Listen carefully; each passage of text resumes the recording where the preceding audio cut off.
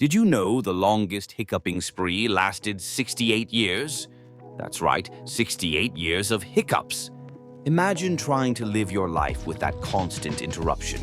Every meal, every conversation, just a hiccup away from chaos.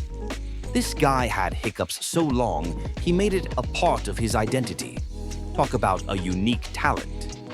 Next time you get a hiccup, just remember, it could be worse. Embrace the little things because they can turn into big stories.